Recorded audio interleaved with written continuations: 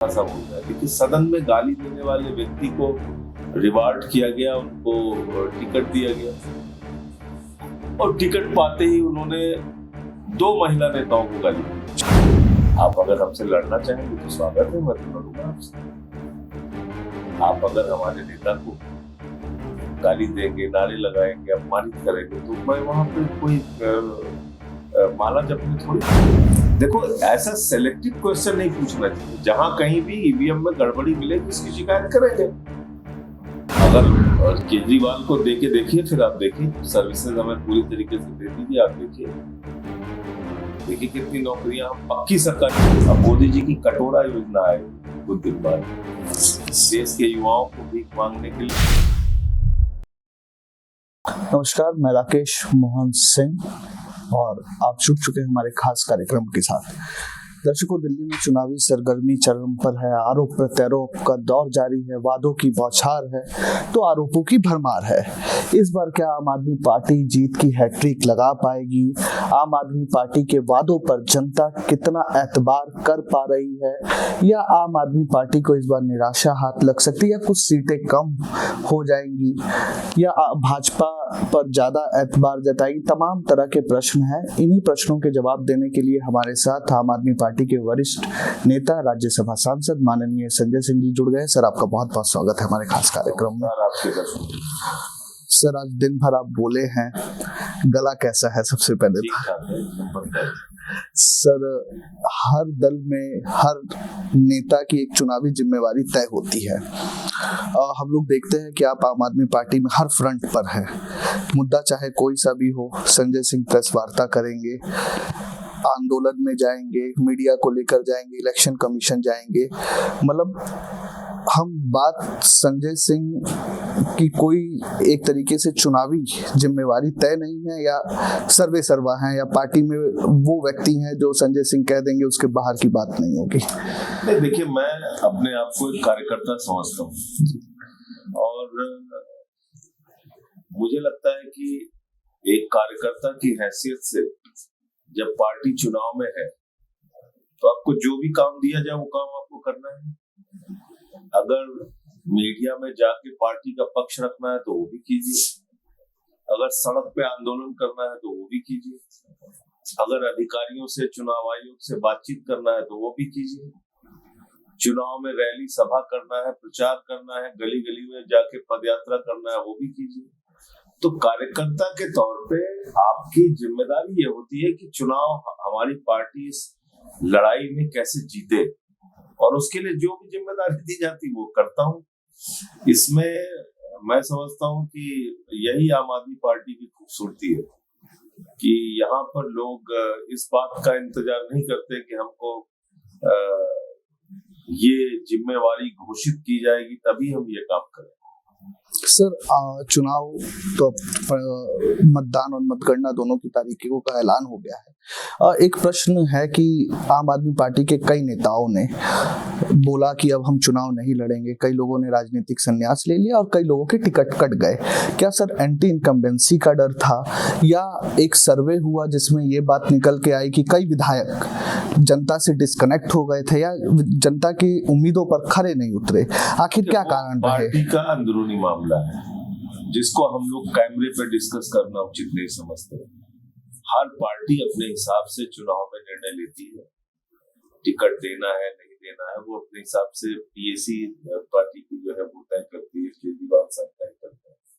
तो मुझे लगता है कि अब उसके बारे में हमारे साथियों ने अच्छा काम किया, मैं किसी की आलोचना नहीं करना चाहता। लेकिन चुनाव में पिछली बार भी कुछ लोगों के टिकट कटे थे, इस बार भी टिकट कटे। लेकिन सर, आरोप ये भी है कि अरविंद केजरीवाल, या जब आम आदमी पार्टी का गठन हुआ, जंतर मंतर पे ऐलान हुआ, तो एक लोकतांत्रिक पार्टी थी।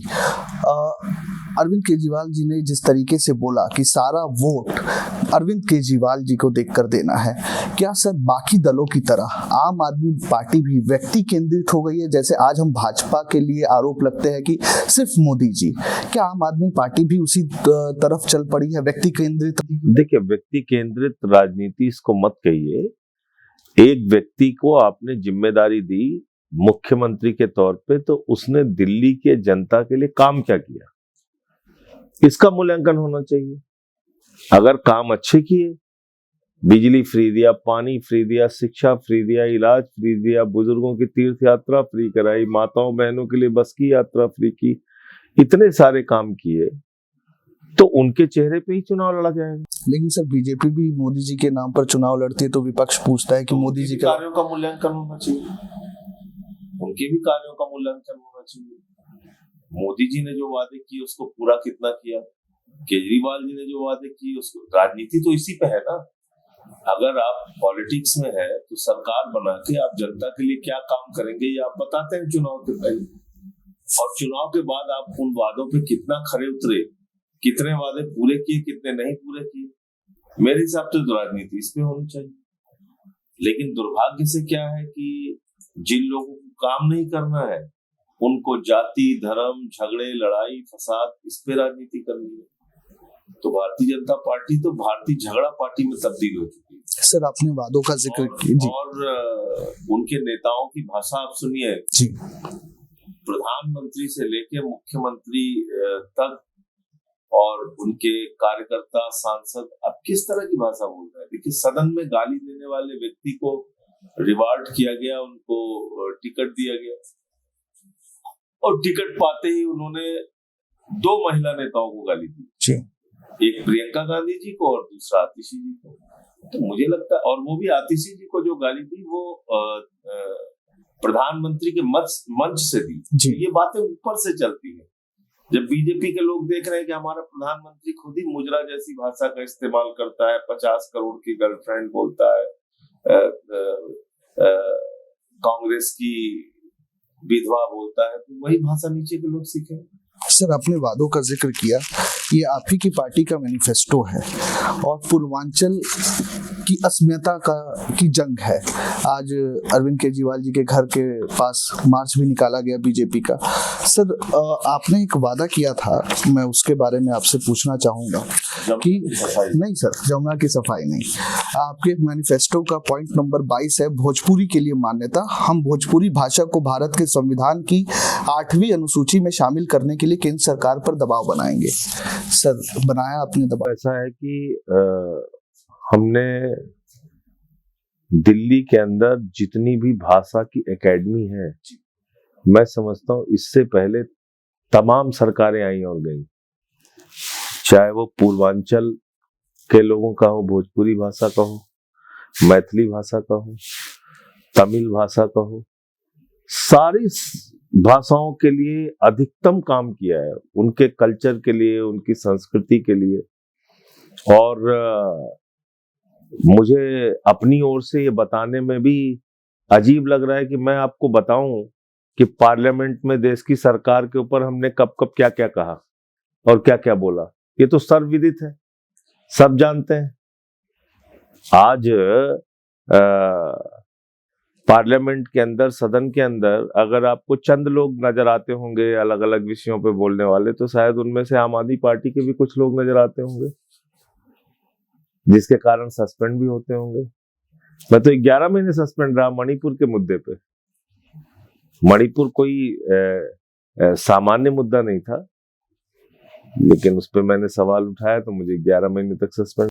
सर वो वाकया बड़ा वायरल हुआ था कि आपने राज्यसभा में बोला कि नरेंद्र ज्यादा मत बोलो और गली गली में शोर है, नरेंद्र मोदी चोर है। दर्शक जानना चाहते हैं कि एक्चुअल में फुटेज पूरी निकल के नहीं आई थी, हुआ क्या था? नहीं, वो केजरीवाल जी के लिए नारे लगा रहे थे। मैंने उनको समझाने का प्रयास किया, केजरीवाल जी के लिए इन्हीं शब्दों का प्रयोग कर रहे थे जो मैंने नरेंद्र मोदी के लिए किया। तो वो 140 लोग थे, 25 लोग थे, जितनी भी संख्या है, तो उनको लग रहा था कि हम ज्यादा जोर जोर से चिल्लाएंगे, चीखेंगे तो मैं उससे डर के चुप हो जाऊंगा। तो मैं तो ऐसा आदमी हूँ, आप अगर हमसे लड़ना चाहेंगे तो स्वागत है, मैं तो लड़ूंगा आपसे। आप अगर हमारे नेता को गाली देंगे, नारे लगाएंगे, अपमानित करेंगे, तो मैं वहां पे कोई माला जपने थोड़ी है, मैं जवाब दूंगा, आपकी भाषा में आपको जवाब दूंगा। सर एक जी उन लोगों ने शुरू की, मैंने कुछ नहीं किया, बदतमीजी उन्होंने शुरू की। तो सर मैं बार बार चेयर से कह रहा था कि इन लोगों को रोकिए, जी इनको समझाइए, मैं बार बार कह रहा था। लेकिन अब उनकी भी मजबूरी है, उनकी भी एक सीमा है। उन्होंने चेयरमैन साहब ने, डिप्टी चेयरमैन साहब ने उस समय जो भी कहा, रोका, लेकिन उनकी बात नहीं माने वो। सिर्फ विपक्ष के समय ही होता है कि nothing will go on record. सत्ता पक्ष अगर कोई इधर उधर के नियमों के विरुद्ध बात करता है तो वहां नहीं होता सर। अब आप मेरा खुद का उदाहरण देखिए ना भाई, वो तो सब रिकॉर्ड पे है, वीडियो है, पूरे देश ने देखा है। मैं चीख चीख के चिल्ला चिल्ला के कह रहा हूँ कि इन लोगों को रोकिए जी, ये क्या बोल रहे हैं, इनको रोकिए।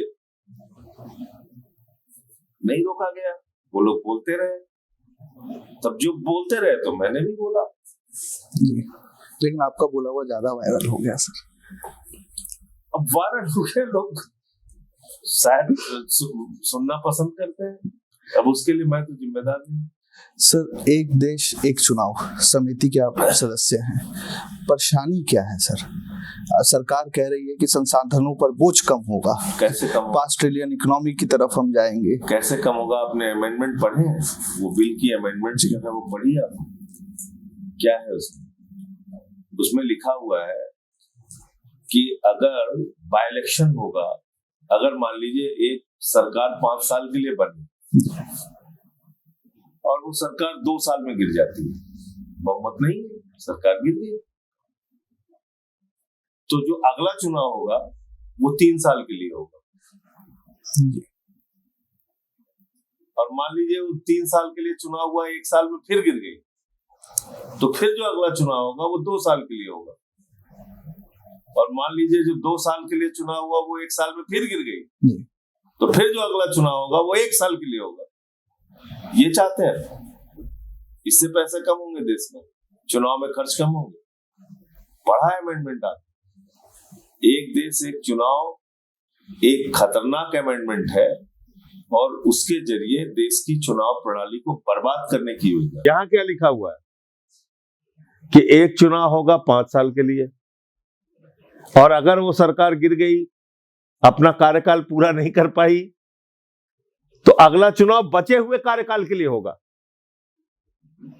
कैसे पैसा बचा रहे हो भैया आप? समझाइए जरा आप। सर, उनका ये भी कहना है कि अगर एक नहीं, इसमें पैसा कैसे बच रहा है? और कहते हैं आचार संहिता लगानी पड़ती है, तो अगर मान लीजिए 5 साल के पीरियड में 3 बार चुनाव हुए तो 3 बार आचार संहिता लगेगी 5 साल में। नॉर्थ ईस्ट के राज्यों में तो छोटे छोटे दल इधर उधर मिलकर सरकार बनाते हैं, तो वहां तो हर साल चुनाव ही होता रहेगा। यूपी में हमने बहुत बार देखा है, फ्रैक्चर्ड मैंडेट आता है, मिलीजुली सरकारें बनती हैं, नहीं चल पाती कई बार सरकार। तो लोकतंत्र की जो मूल भावना है उसको ही नष्ट करेंगे। लेकिन नई दिल्ली सीट पर कैसे मतदाता सर घट बढ़ जा रहे हैं? तो ये तो फ्रॉड अगर करना है भाजपाइयों को तो कुछ भी कर सकते हैं। भारतीय जनता पार्टी ने दिल्ली के अंदर एक बीजेपी के कार्यकर्ता ने 11,000 लोगों के वोट कटवाने की एप्लीकेशन दी शाहजहां। हमने इनको पकड़ा, तुगलकाबाद में पकड़ा, एक बूथ पे 1300 वोट में 554 वोट कटवाने के लिए 2 बीजेपी के कार्यकर्ताओं ने एप्लीकेशन दी। पूरे दिल्ली में इन्होंने अभियान चला रखा था। 3800 वोट आरकेपुरम में कटवाने की एप्लीकेशन दी, ऐसे ही जनकपुरी में, हरिनगर में, विकासपुरी में, और नई दिल्ली विधानसभा में सारी हद पार कर दी। लेकिन सर, चुनाव आयोग का कहना और 13,000 वोट 15 दिन में नए कहां से आ गए भाई? 1 लाख की कॉन्स्टिट्यूएंसी में 1 लाख की कॉन्स्टिट्यूएंसी में 15 दिन के अंदर 13% आबादी बढ़ गई। ये कोई सामान्य रूप से यकीन करेगा? और जिन लोगों ने चुनाव में हिस्सेदारी ली थी अभी लोकसभा में, उसके 5,000 6,000 लोग चले गए यहां से, उनके वोट डिलीट करोगे आप? तो हमने इनका घोटाला रंगे हाथों पकड़ा है, रेड हैंडेड। लेकिन सर, आप कहते हैं कि जब लोकतंत्र पर आपको भरोसा है, संविधान पर भरोसा है, तो संवैधानिक संस्थाओं पर क्यों नहीं भरोसा? ना भाई, संवैधानिक संस्थाओं पे भरोसा, चुनाव आयोग पर भरोसा है। तो चुनाव आयोग में भरोसा नहीं होता तो क्यों जाते चुनाव आयोग के पास? चुनाव आयोग के पास गए ना, भरोसा था तभी तो गए। अरे आप चुनाव आयोग की बात कर रहे हैं, मुझे डीएम पे भरोसा था, मैं डीएम के पास गया, वो डीएम उल्टा मेरी शिकायत करने लगा। कि मेरे पास आए, मुझे प्रेशराइज किया। अरे तुमको कोई चुनाव थोड़ी लड़ना है। डीएमएसडीएम चुनाव लड़ते हैं कि पॉलिटिकल पार्टी लड़ती है? चुनाव हम लोगों को लड़ना है ना। तो निष्पक्ष चुनाव कराने की जिम्मेदारी डीएमएसडीएम की है। अगर वो चुनाव की निष्पक्षता को बरकरार नहीं रखेंगे तो उनसे नहीं मिलेंगे तो किससे मिलेंगे? तो मिलना तो उनसे पड़ेगा। ईवीएम पर भरोसा है सर? देखो, ऐसा सेलेक्टिव क्वेश्चन नहीं पूछना चाहिए। जहां कहीं भी ईवीएम में गड़बड़ी मिलेगी उसकी शिकायत करेंगे, नहीं है तो अच्छा है। नहीं सर, मैं ये प्रश्न इस वजह से पूछ रहा हूँ कि विपक्ष के कई नेताओं ने बोला में क्या है कि चुनाव विपक्ष और सत्ता पक्ष दोनों लड़ते हैं। चुनाव में अगर सब कुछ अच्छे से चल रहा है, किसी को कोई आपत्ति नहीं। अगर आप गड़बड़ी करने की कोशिश कर रहे हैं तो उसको इंगित करेंगे, उसको उठाएंगे, कहीं कुछ गड़बड़ पाएंगे। ये कोई बच्चों का खेल थोड़ी है कि आप अपने हिसाब से सब कुछ मैनिपुलेट कर लेंगे, हम चुपचाप बैठे रहेंगे। ऐसा नहीं होगा। लेकिन सर आप ही के जी, लाखों की संख्या में महाराष्ट्र में वोट जोड़े गए, लाखों की संख्या में वोट कटवाए गए। और कब हो गया ये कि 6 महीने पहले ही वहां पर महाराष्ट्र में लोकसभा का चुनाव हुआ, उसमें बुरी तरीके से महायुति यानी कि बीजेपी गठबंधन हारा जी, और बहुत बम्पर तरीके से महाविकास आघाड़ी जीती। और 6 महीने के बाद ही ये सारा खेल करके बुरी तरीके से महाविकास आघाड़ी हार गई विधानसभा में और महायुति जीत गई। इसमें सर आपको लगता नहीं है वहां पर जो हिंदू वर्सेस अल्पसंख्यक किया गया कम्युनलिज्म पॉलिटिक्स, वही चीजें दिल्ली में भी किया गया? दिल्ली में तक तो बोला प्रधानमंत्री जी ने, और कितना किस स्तर पे जाएंगे प्रधानमंत्री? अब बताइए ना, क्या कम कम्युनल भाषा का इस्तेमाल किया गया आपको लगता है लोकसभा में? जितना समाज को बांटने की कोशिश प्रधानमंत्री जी कर सकते हैं, पूरी ताकत उन्होंने लगाई। सर बीजेपी आप पर आरोप लगाती है कि आपने ग्रंथियों के लिए, पुजारियों के लिए, मौलानाओं के लिए एक धनराशि आवंटन करने की बात कही है। लेकिन सर ये बात कितनी ठीक है कि एक प्रधानमंत्री ये बात कहें कि इस देश में देवालयों की जरूरत है, शौचालयों की नहीं है? कोई उनके मुख्यमंत्री जाति की बात बता कहा, आपने शायद का बयान सुनेगा, उन्होंने कहा कि देवालय से ज्यादा शौचालय की। जी, देवालय से ज्यादा शौचालय की। एक मुख्यमंत्री उनके जाति बताते हैं। मुख्यमंत्री कहते हैं कि बजरंगबली जी जो है वो आदिवासी थे, दलित थे। उनके एक उप मुख्यमंत्री दिनेश शर्मा जी कहते हैं कि सीता मैया तो टेस्ट ट्यूब पे भी। तो उनको लाइसेंस मिला हुआ है ना हिंदू धर्म का, उनको टेंडर मिला हुआ है, हिंदू धर्म का टेंडर उनके नाम पे खुला हुआ है। तो जो चाहते हैं हिंदू धर्म को उस हिसाब से खेलते हैं उसके साथ। सैकड़ों मंदिर तोड़वाए इन्होंने, काशी कॉरिडोर के नाम, सैकड़ों मंदिर। अयोध्या में सैकड़ों मंदिर तोड़वाए, सैकड़ों घर तोड़वाए। इनके ऊपर कोई कुछ नहीं हो सकता। सर आप जब क्या पता आपके पास भी सर्वे रिपोर्ट आई हो, जब आप जा रहे हैं गली में, मोहल्लों में पद यात्रा कर रहे हैं, तो कहीं ना कहीं लोगों के मन में ये बात शायद बैठ गई है कि मुस्लिम मोहल्लों में पानी दिया जा रहा है, बिजली दी जा रही है, बढ़िया साफ सफाई है, लेकिन हिंदू मोहल्लों में नहीं। आपके मन में बैठी होगी और भाजपा के मन में बैठी होगी। असलियत तो ऐसी है, हमने तो सबके लिए काम किया। ऐसा थोड़ी होता है कि सिलेक्टिव तरीके से मुस्लिम मोहल्लों में काम किया, हिंदू मोहल्लों में काम नहीं किया। ये सब तो व्हाट्सएप की बचकानी बातें हैं जो भाजपा ही करते हैं। हमने दिल्ली में सबके लिए काम किया, उसमें कोई पक्षपात नहीं किया। ओवैसी जी को कैसे देख रहे हैं सर आप दिल्ली चुनाव में? असदुद्दीन ओवैसी आ रहे हैं, अपनी पॉलिटिकल पार्टी है, वो भी चुनाव लड़ेंगे। डेंट देंगे आपको पॉलिटिकली मुस्लिम बहुल इलाकों में? हमारे कामों का मूल्यांकन हो और उसके आधार पे जनता वोट देगी, और जनता वोट दे रही है। बाकी सारी राजनीतिक पार्टियां अपना अपना चुनाव लड़ रही हैं, तो कौन रोक रहा है? आपके सर 2 वादों की बड़ी चर्चा है, महिला सम्मान योजना 2100 रुपए और संजीवनी योजना। मेरा सर प्रश्न महिला योजना पर है। इस पर भी सर एक वादा हुआ था कि हम गृहिणियों को अपने घरों से या आसपास नौकरी और व्यवसाय के अवसरों से जोड़ने की पहल करेंगे। सर इसका डाटा आया सरकार से ले लीजिए। आप सर पार्टी के तौर पर क्या कहेंगे? डाटा उसका सरकार से मांगिए। कितना काम देने का अधिकार आम आदमी पार्टी की सरकार के पास नहीं है। सरकारी नौकरी के अलावा एडहॉक पे उनको रखना, उसका रिकॉर्ड बनाया हमने। आपको उदाहरण देता हूं, 10,800 बस मार्शल हमने रखे, उनको निकाल के बाहर किसने किया? भारतीय जनता पार्टी के लोगों ने, एलजी महोदय ने। उसकी लड़ाई इस स्तर तक लड़ी कि हमारे एक मंत्री विपक्ष के नेता के पैर तक पकड़ लिए उन्होंने कि भाई आप कम से कम ये लड़कों के साथ, बेरोजगार युवाओं के साथ ऐसा विश्वासघात मत कीजिए, इनकी नौकरी बहाल कराइए। नहीं किया।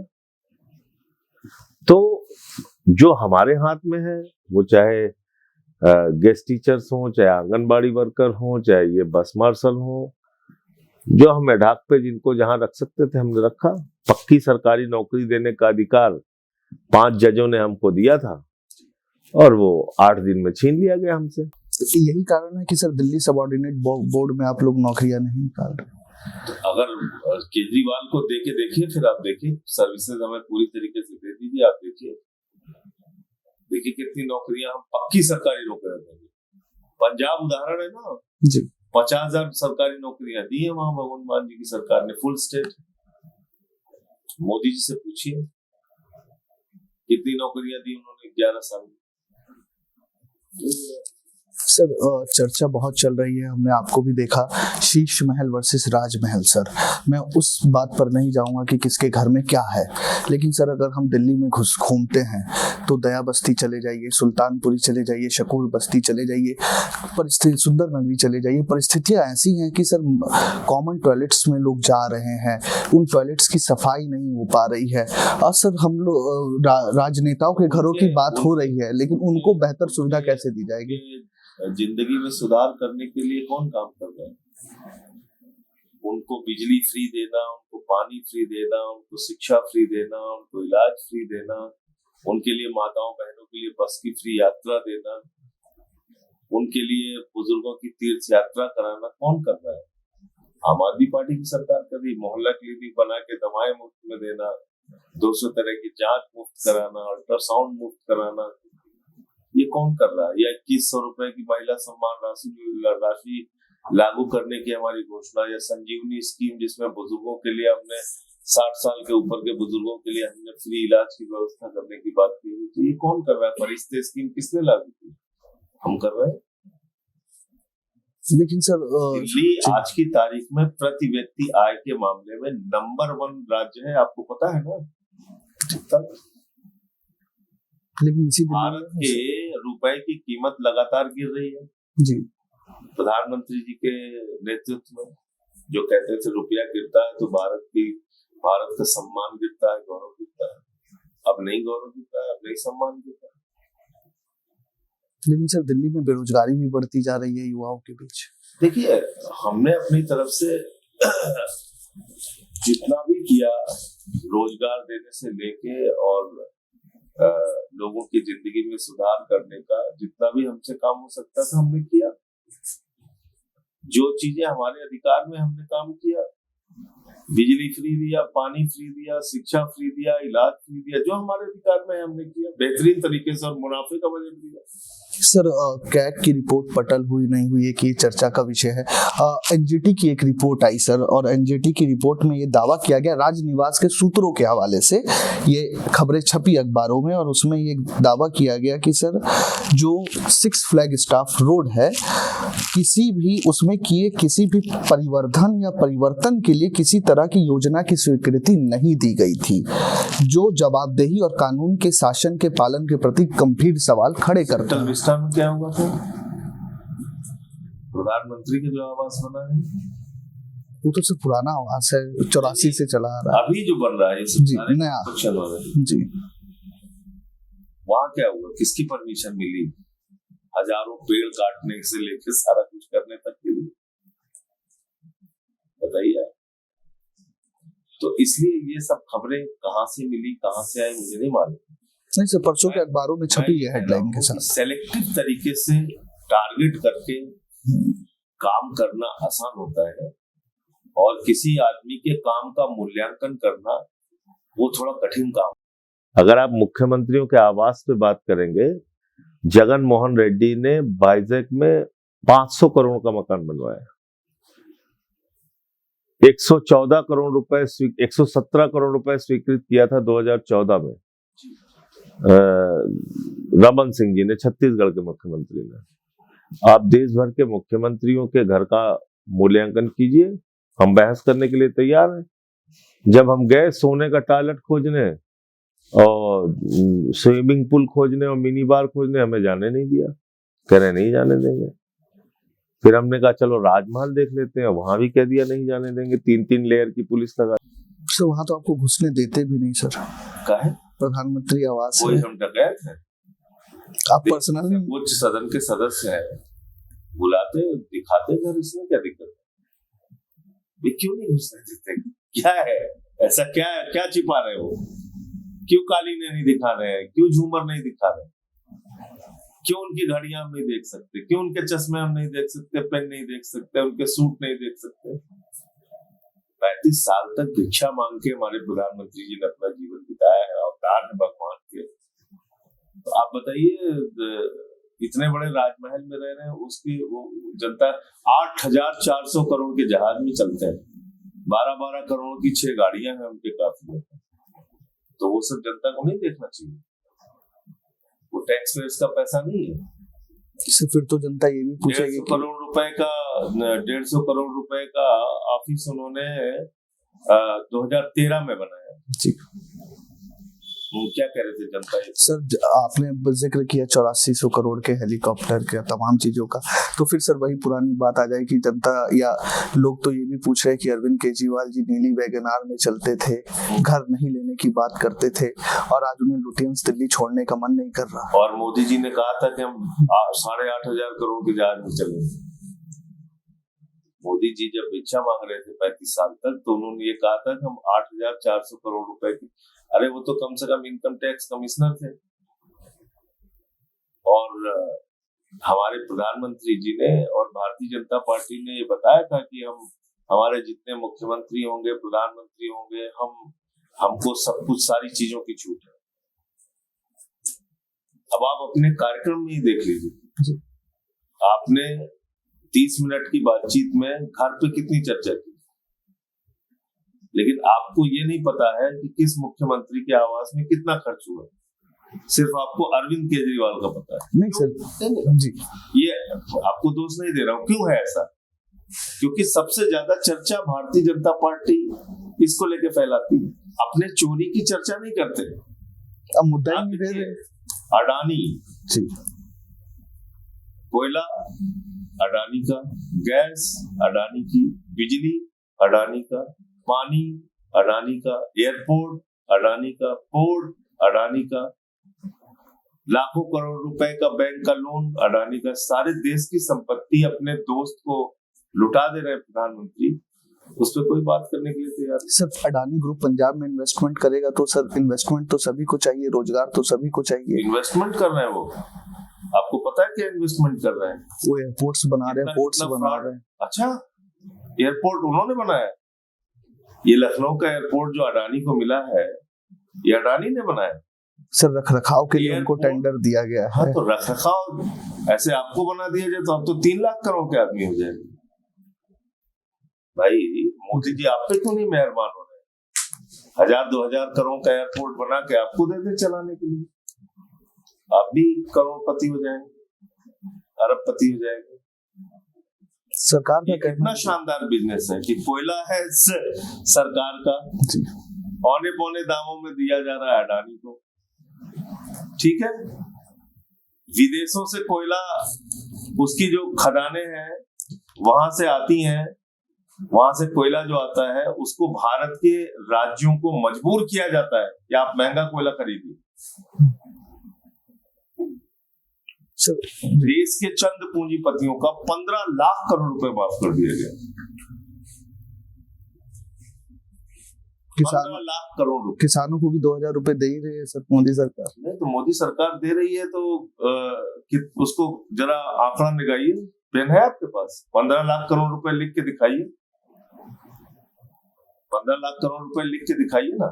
नहीं, वो तो बोलते हैं ना सर कि हम सबका ख्याल रख रहे हैं ना। किसका ख्याल रख रहे हैं? किसानों का भी रख रहे हैं, युवाओं का भी। किसानों को फसल का दाम दिया दोगुना किया, युवाओं को नियुक्ति पत्र दे रहे हैं।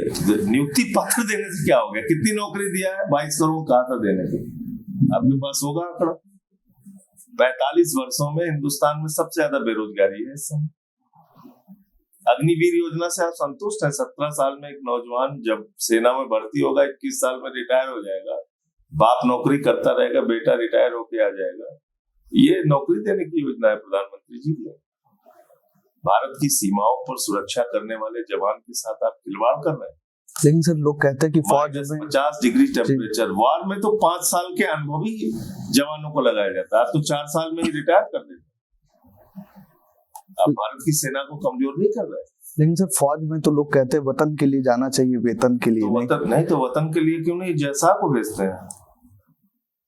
वतन के लिए सिर्फ आप जाएंगे, जैसा नहीं। वतन के लिए सिर्फ आप जाएंगे, जैसा नहीं जाएगा। जिसको बल्ला पकड़ना नहीं आता वो बनेगा बीसीसीआई का चेयरमैन।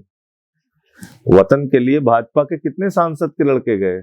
नाम बताइए 2-4 का। अग्निवीर में बोलते हैं मैं नेशनल टेरिटोरियल में सर्व कर रहा हूं। कहाँ गया वो? कहीं ड्यूटी किया, बंदूक लेके खड़ा रहा कहीं सीमा पे? अनुराग ठाकुर का नाम आपको याद है, गोली मारो चाप नेता का? नहीं, वो तो संसद में उन्होंने बयान नहीं, संसद में बयान नहीं था, पब्लिक में बयान था। नहीं, ये अखिलेश यादव ने जब कहा। नहीं, मैं कह रहा हूँ पब्लिक में बयान, तब ये देश की सेवा कर रहे हैं भाई। आप बताइए मुझे कि वतन के लिए आप जाएंगे, आपका भाई जाएगा, किसान का बेटा जाएगा। बीजेपी के 4 सांसदों का नाम बता दीजिए जिनके बेटे वतन के लिए गए हो, बताइए ना। अमित शाह का लड़का जैसा वो दुबई के शेखों के साथ गले मिल मिल के बिजनेस करेगा, व्यापार करेगा, और आपका भाई जाएगा वो वतन के लिए। ये कैसा दो? आपके पास जवान के लिए पैसा नहीं है, नौजवानों को रोजगार देने के लिए पैसा नहीं है, आपके पास पेट्रोल का दाम कम करने के लिए पैसा नहीं है। अभी 2000 रुपए, आपको याद है पेट्रोल के जरिए कितने लाख करोड़ रुपए सरकार ने कमाए हैं जनता से? वो याद नहीं है आपको? तो इसलिए सरकार की प्राथमिकता क्या है? प्रधानमंत्री नरेंद्र मोदी ने तो कहा है कि गरीब का मैं बच्चा हूँ, गरीबी मेरी जाति है, और देश में सबसे बड़ी जाति गरीबी है। ऐसा गरीब पूरा हिंदुस्तान हो जाए जिसके जेब में 10 लाख की पेन हो, 10 लाख का सूट हो, पश्मीना का साल हो के चले, 3-3 बार सूट बदले। ऐसे गरीब पूरे हिंदुस्तान को बना दीजिए। सर अरविंद केजरीवाल जी का जो विजन है, 8 वादे उन्होंने अभी किए हैं, 2-3 वादे ऐसी उम्मीद है कि और होगा। तो सर आने वाले समय में युवाओं के मन में एक बात है कि सबके लिए घोषणाएं हो रही है, लेकिन युवाओं के लिए उतनी प्रमुखता से घोषणाएं नहीं हो रही है। युवाओं के लिए आम आदमी पार्टी अगर चुनकर वापस आती है तो क्या बेहतर होगा? किस तरीके से रोजगार के लिए, जैसे सर परवेज साहिब सिंह वर्मा ने, आपने कंप्लेन भी की, वो कह रहे कि हर घर एक नौकरी, ऐसे वादे आम आदमी पार्टी से नहीं आ रहे। 10 साल सांसद रहे हो जी, हम झूठ नहीं बोलते ना जी, झूठ नहीं बोलते। प्रधानमंत्री ने तो 2 करोड़, तो मान लो हर घर नौकरी कह रहा है, प्रधानमंत्री ने तो 2 करोड़ नौकरी कहा था। बाद में जब लोगों ने कहा, बोले नाली गैस से चाय बना लो, पकौड़ा तल लो। अब मोदी जी की कटोरा योजना आएगी कुछ दिन बाद, देश के युवाओं को भीख मांगने के लिए कटोरा दिया जाएगा। सर साक्षात को अंतिम सत्र में ले जाते हैं। 2 छोटी जो बात आपने कही थी, अगर आप चाहते हैं आम आदमी पार्टी भी उन्हीं लोगों की तरह झूठ बोले, तो हम झूठ नहीं बोल सकते। हम वही काम करते हैं जिसका पहले हम आंकड़ा निकालते हैं, इसका पैसा कहाँ से आएगा, हम इसको कर सकते हैं कि नहीं कर सकते हैं, तब उसकी घोषणा करते हैं। सर कांग्रेस, कई लोगों ने आपसे सवाल पूछा होगा, कांग्रेस को आप किस तरीके से देख रहे हैं? आप लोग कह रहे हैं कि बीजेपी की एक टीम की तरह कांग्रेस काम कर रही है। लगता है आपको कि आप लोगों ने हरियाणा में, जैसे कांग्रेस ने सीट नहीं दी, आप लोगों से चर्चा हुई कभी राहुल गांधी की या शीर्ष नेतृत्व की? क्योंकि अजय माकन देशद्रोही कहते हैं, उसके बाद जब वो कहते हैं कि मैं प्रेस वार्ता करके सबूत दिखाऊंगा, वो प्रेस वार्ता रद्द हो जाती है। तो कुछ ऊपर बात हुई कि ठीक है, नीचे वाले लोग बोल रहे हैं, कोई बात नहीं, लेकिन हम लोग गठबंधन? देखो, ऐसा है कि मैं नहीं कहता कि सारे, लेकिन कम से कम ये दो नेता, अजय माकन और संदीप दीक्षित, अभी उनके ही एक नेता ने आरोप लगाया, वो वीडियो वायरल हो रहा है, कि अरविंद लवली के साथ जो बीजेपी में चले गए ये लोग मीटिंग कर रहे थे। तो अभी भी सांठ-गांठ इनकी चल रही है। दूसरी बात क्या है कि संदीप दीक्षित और अजय माकन का जो सबसे बड़ा उदाहरण है, मैं देना चाहता हूं, इतनी अभद्र और बेहुदा टिप्पणी रमेश बिधूड़ी ने प्रियंका गांधी जी के बारे में की। उसके बारे में मैंने भी बोला, मनीष सिसोदिया जी ने भी बोला, आम आदमी पार्टी के नेताओं ने भी बोला, लेकिन एक भी शब्द न संदीप दीक्षित ने बोला, न अजय माकन ने बोला। क्या ये बात बताने और समझने के लिए काफी नहीं है कि इन लोगों को कितने गहरे रिश्ते हैं बीजेपी से? कभी आप उनको बीजेपी के खिलाफ बोलते हुए सुनते हैं? बता दीजिए, कभी सुना हो तो। कभी प्रधानमंत्री के खिलाफ बोला हो, कभी बीजेपी के खिलाफ बोला हो? नहीं बोलते। तो राहुल गांधी से रिश्ते मधुर है, शीर्ष नेतृत्व से रिश्ते मधुर राहुल है? गांधी जी ने हरियाणा के अंदर प्रयास किया था अपनी ओर से, उन्होंने कहा था, लेकिन अब स्टेट लीडरशिप वहां पे तैयार नहीं हुई, किन कारणों से नहीं हुई, उन सब बातों की बात करने का कोई मतलब नहीं। सर, अगर हरियाणा में सीट मिल जाती तो आप दिल्ली में देते कुछ सीट? देखिए, काल्पनिक बातों का कोई मतलब नहीं है। राजनीति में काल्पनिक बातों का कोई मतलब नहीं, जो हो रहा है उसको देखिए। और हो ये रहा है कि हम चुनाव लड़ रहे हैं, हम चुनाव जीत रहे हैं, और पिछली बार 62 सीटें थी, इस बार प्रचंड बहुमत से अरविंद केजरीवाल जी फिर से दिल्ली के मुख्यमंत्री बने। सर, अंतिम प्रश्न, इस बार कितनी सीटों का अनुमान है? 62, 67? तो दिया आपको कि 62 से ज्यादा सीटें आएंगी। 67 से कम? 62 से ज्यादा आएंगी। 62 से ज्यादा में 70 भी आ सकती है। बहुत बहुत धन्यवाद सर हमारे साथ जुड़ने के लिए आपका। हमारे साथ राज्यसभा सांसद, आम आदमी पार्टी के वरिष्ठ नेता थे। बड़ी बेहतरी से जवाब दिए और बताया कि अरविंद केजरीवाल का आने वाला विजन क्या होगा दिल्ली के लिए। मुझे दीजिए इजाजत, फिर एक नए मेहमान के साथ हमारे खास कार्यक्रम में आपसे होगी मुलाकात। धन्यवाद।